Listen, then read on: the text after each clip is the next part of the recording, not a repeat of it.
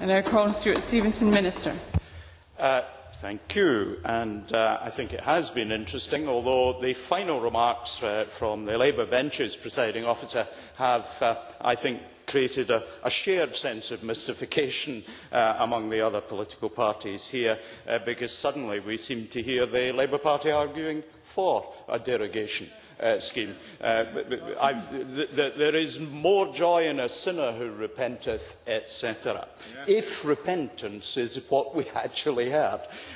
So we'll perhaps examine the official report very, very carefully indeed on that. Members have made a number of points as we've gone through the debate, and I'll try and deal with a number of these.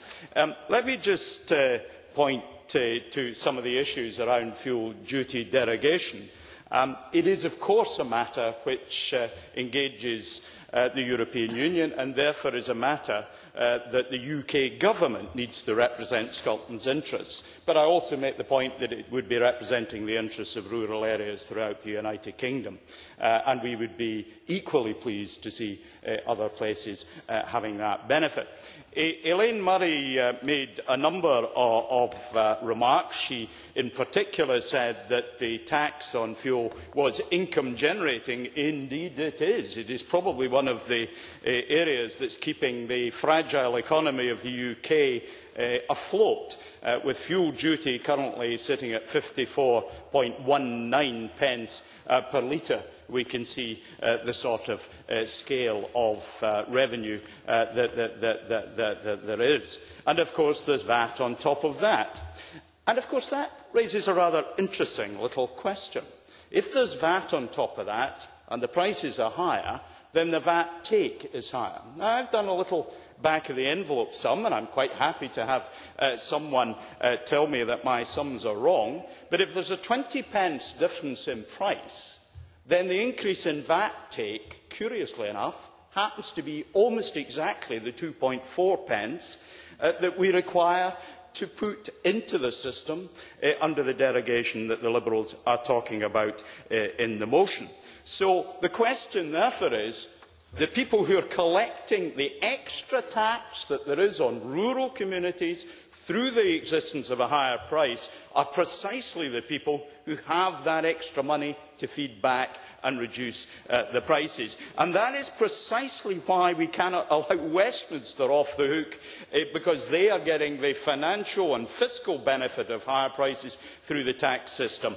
I would be happy if they were to remit that extra money to the Scottish Parliament for us to deal with. That might be a proposal we'll see in due course. Lewis MacDonald. I'm very grateful to the Minister. Does he accept that the higher tax on petrol and diesel in island communities is a result of the higher price and not the other way around? It is, of course, self-evident, but the point remains that if there is a higher tax, there is a higher tax take for the Westminster Government. They have the money that actually could fund this simply from that. Now, that isn't, of course, the only thing that Lewis MacDonald and others on the Labour benches said today. In a rather incoherent contribution on fuel prices, Lewis MacDonald chose to say that because fuel prices in Kirkby today are lower than they were at their peak in Aberdeen, everything's okay. I don't see many nodding heads around the chamber, but that's what he actually said. And of course, the whole point, I will not have time. Well, very briefly. Clearly the Minister will recall, and I hope he will again check the official report very carefully, because he will find that is far from what I said. What I pointed out to him was that the critical issue on fuel prices was first the price of crude oil, and second, how that price was passed on to consumers.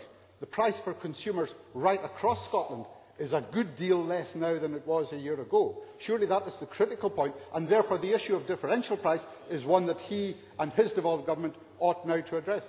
Minister. The differential price is, of course, the issue we're debating, but I'm absolutely clear that Lewis MacDonald made that comparison. It's a comparison for which he will have to account to others. He also encouraged us to follow the good example of the Prime Minister and the Chancellor, two individuals who have led the United Kingdom to a position of debt greater than at any time in a generation, greater as a proportion of GDP than anywhere in Europe. If we look for examples of how to conduct ourselves in public finances, I suspect there will be few who would wish to follow the example of the Chancellor and the Prime Minister. There would be many who would wish to look elsewhere. Now, of course, he also made the point about climate change. If we reduce prices, that's running counter to climate change. But of course what he's saying when he says that is that those who have the highest prices should pay the biggest price for climate change when they are the very people who have the least alternative transport options. I don't think that will commend to members across the House. I very much support the motion today, Presiding Officer.